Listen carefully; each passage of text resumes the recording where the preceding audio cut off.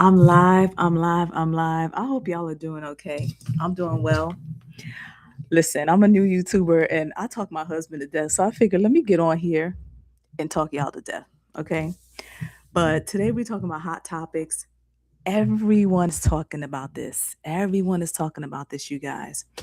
Sherrone Moore. You guys know this Michigan coach story?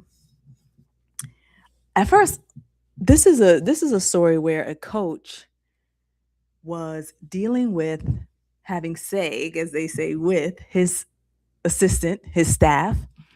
I thought he was one of the coaches on the sidelines, right? Come to find out, this man is the head coach, Sherrone Moore. How do we say his name, you guys? I thought this man was a sideline coach, maybe the defensive coach. I'm in the sports, but not really. But head coach of Michigan. This man goes and starts dealing with his assistant, okay, and then crashes out, goes to her place, gets arrested. Now, I'm on here because I want us to learn from this stuff. How do we make better decisions after seeing certain things? How do we keep the trajectory of our lives like this, up, up, up, up, up, and not make the decisions that people are making? This guy goes, crashes out at his assistant's house, and gets arrested. Head football coach. Apparently, his contract was $27 million. This year, he would have made $6 million. You know what I can do with a check on a $6 million annual salary? You know what I could do with that? A lot, a lot. Now, look at this, man. I want y'all to look at this. Okay. Let me share my screen. Okay. This man, look at him. Look at this. When he was flying high, head coach of Michigan, University of Michigan. Did I get that right, Michiganders? Not Michigan State. Head coach of University of Michigan. Look at him. Look at this picture. Now now you are chained up like a dog, brother. Now you chained up like a dog. Why would you put your life, family in jeopardy and crash out at the lady's house talking about you ruined my life? What can we learn, y'all? What can we learn? The decisions you make, him going over there, him entertaining her, him all this, she made decisions. We ain't talking about her. The decisions you make, blame yourself. Blame yourself. Nobody walked him over to where she was. Nobody walked him over to where she lived. Nobody drug him by the neck over to where she was. So this man is now blaming her for the decisions he made. What can we learn? That's all I want to come on this channel and talk about is what can we learn? Take responsibility for your own actions. So he's crashing out saying to her, okay, saying to her, you ruined my life. No, sir. No, sir. You ruined your life. What's happening is things started to happen. Apparently, she was pregnant. Things started to happen, and the exposing of those things, and if you think about it, is what's ruining your life. Because I don't know how long this has been going on, months, year, 2 years, I don't know. But at that point and at those points, your life had not been ruined. Had not been ruined. But now that all of this is coming out, your life is ruined according to you, sir. The moment you got involved and crossed that line, your life was slowly spiraling down, but you didn't, it didn't come, we're not here where we are today. You guys, these decisions, and funny because my husband is doing a session on Monday. We're in a church, he's talking to men, and there's this thing called pre-deciding. Pre-deciding. When you are where you are, who you are, whatever, it doesn't matter. He had a prominent position. Pre-decide how you are going to be, decisions you're going to make when you're confronted with them. I have nothing else to say about this. Take responsibility for your own actions, people. Please, please, please. Let's move on. Let's talk about Shedeur. Let me stop sharing real quick.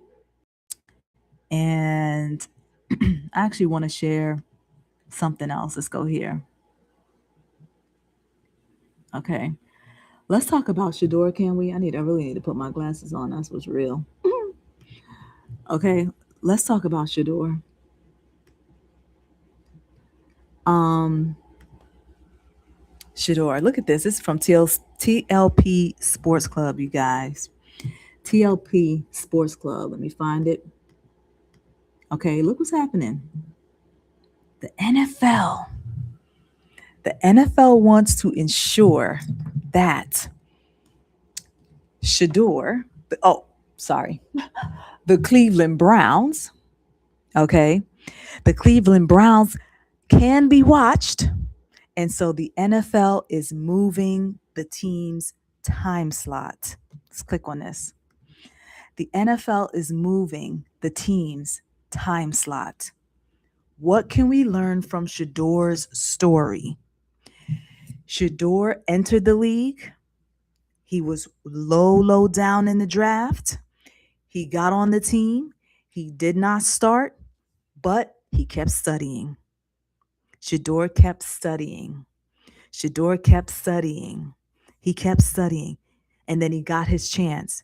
Here's the thing about thinking that you're not being seen is that, you know the saying, don't get ready. Be ready. Shedeur was ready. What can we learn from Shedeur? Let's say you're in a situation where you're not being seen, where you think you're not being seen. When you get your opportunity, I want y'all to be ready. What does that mean? Continuing to study, continuing to work, continuing to hone in on your craft, continuing to get better at, let's say you're an analyst, those Excel sheets, get better at those things, because when the spotlight is on you and it's your time to shine, you will not be denied. That's what we can learn from Shedeur. Keep studying, keep working. You know, when something is good, it just cannot be denied. When something is excellent, it cannot be denied. It can for a while. But then something starts to break open. Light starts to shine. There's a crack. Okay? You cannot be denied. And this headline right here, NFL wants to ensure that more fans can watch the Cleveland Browns play. So it decided to move the team's game into a national TV slot. Y'all want me to reword this? This is what's real. NFL wants to ensure that more fans can watch Shedeur Sanders play. So it decided to move the team's game into a national TV slot. People never cared about the Browns, except people living in Cleveland. That's the people who care about the Browns. Okay? We want to watch Shedeur Sanders play. Our team is the 49ers, and Shedeur was up against the 49ers. We rooting for the 49ers, and we rooting for Shedeur. We rooting for both of them. Okay? But we want to see this young man win. What is the lesson that we can learn from Shedeur? Keep working. Keep perfecting your craft. Your opportunity will come. Excellence cannot be denied. That is what we can learn from Shedeur. Now, can we talk about Diddy, you guys? Let me stop sharing. Can we talk about Diddy? Look at this. Do you guys remember when Diddy was telling what's these people making a band to when Diddy was telling making the band to go get cheesecake? Let me tell y'all what I regret. I have very, very, very, very few regrets in life. Very few. But you know what I regret? I regret spending so much time Watch this. This video is on mute. I regret spending so much time watching Puffy on TV. Period. Point blank. Puffy, Diddy, whatever we used to call him and change his try to rebrand himself so many times. You remember when he made them walk to New York to get cheesecake in Brooklyn? I'm from Brooklyn. Um, this man made these people walk to Brooklyn to get cheesecake. And I spent a lot of time watching Making the Band. They had 4 seasons at least, maybe more. They had 4 seasons at least, and I watched every single episode. My this At this time I was in Brooklyn living with a roommate. Shout out to Kim. Um, we loved Making the Band. Okay, and we watched this. I so much time watching Puffy on TV. Anything he did, I regret watching him. I regret it. What can we learn? So here's the thing about Making the Band before I get there. Thing about Making the Band, okay. Oh, and all of the bands that Puffy put together, people just say, "Oh, Puffy's stealing from his artist. Puffy's stealing from his artist." And I never I never had an objection to that line of thinking or whatever. But I used to be like, what contracts are these people signing that they giving up all their rights to not make money to and what contracts are they signing? It could sound like I was blaming them. They're like, oh, Puffy artists, they never make any money. And I'm like, listen, if you say that 100 times, where there's smoke, there's fire. Some of that has to be true, right? I'm thinking, why are these people signing contracts that don't make them money? But what it really was, now that the documentary is out, right? The Reckoning on Netflix, which, by the way, I said I wasn't going to watch it, but it was so compelling. It was riveting, as they say. And you watch the way this guy manipulated this, manipulated that, had people working for free. People were so enamored with Buffy, enamored with a chance. That's what people wanted, a chance for their career to take off, a chance to work with a big name, to work with a hot producer. We can't deny like what Puffy did in hip hop and how large he was or whatever. But they were so enamored. And this man was calculating. He manipulated these people. He knew they wanted a chance. And when you watch the documentary, you'll see Biggie talk about how, he used to have dreams of being killed or whatever. He said he was paranoid. What's the lesson? I know I'm going all around the mulberry bush, but what's the lesson? That thing with Puffy, that thing with Diddy talking about he was paranoid. We cannot let gut, our gut feeling around something happening to us be dismissed. There is something in you that is trying to protect you, save you. And, Biggie saying he felt paranoid like somebody was going to kill him. And look what happened. What's our lesson? Do not ignore the thing in you that is trying to save you. Making the Band. They listen, I don't blame these kids at the time. I don't blame these kids trying to make it, trying to do something, trying to get somewhere, trying to get their career off the ground. But there is something in us. We don't know. I never watched the interview where they said we knew that we weren't going to get paid, this, and that. Because sometimes you have to see it materialize before you understand what's happening, right? You have to see it play itself out. So, what I want to say for those of us who have lived a little, season, again, they were like 19, 20, young kids. Okay, maybe Dylon was the oldest, okay? But do not ignore that thing inside of you that is trying to protect you. Don't be so enamored with a person that you think can open up all these doors, and they might be able to, but don't be so enamored with opportunity that you ignore the thing that has been given to you by God inside of you, wrapped up in you, trying to protect you. And then let's say you ignore that thing, you have to start watching patterns.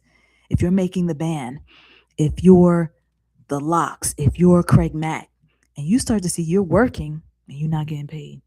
You working and you're not getting paid. You working and you're not getting paid. You have to say this is a pattern.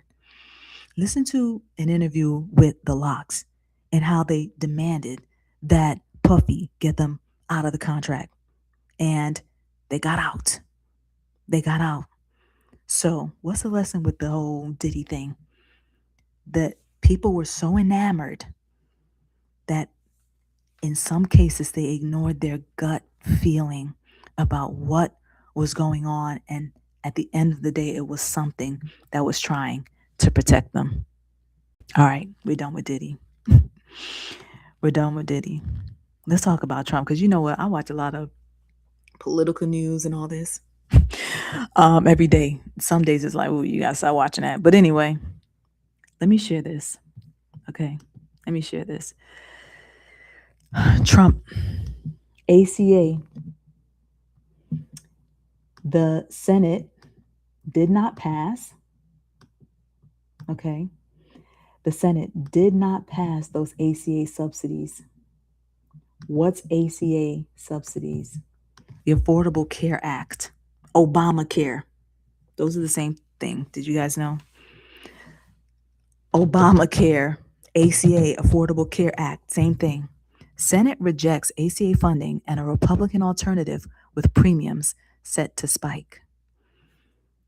If you are on this ACA, if you're on Obamacare, and honestly, the lesson that I want to talk about here, even if you're not on it, we got to start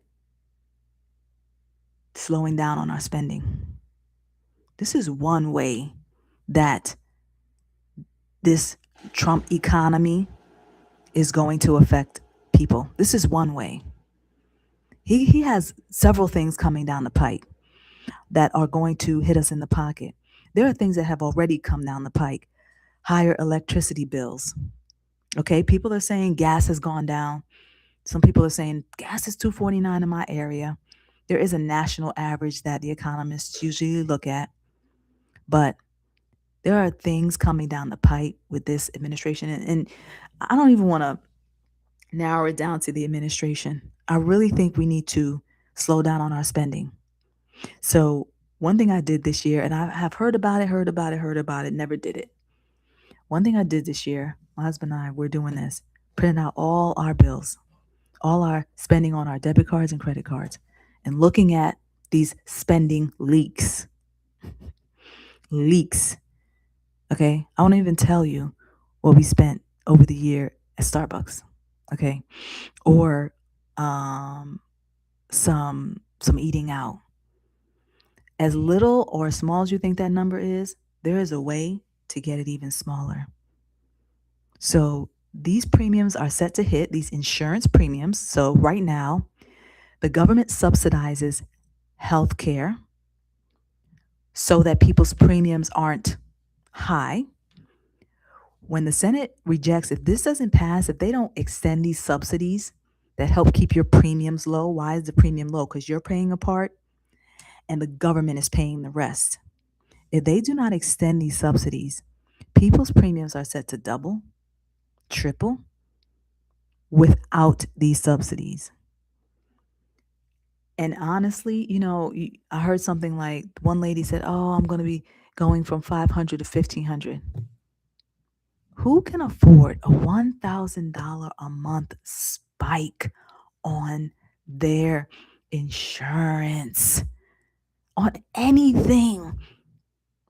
So, this is one thing of many. We need to start reviewing our spending, clamping down on our spending, reduce our spending as on things that you think, gosh, can I just go out for a coffee?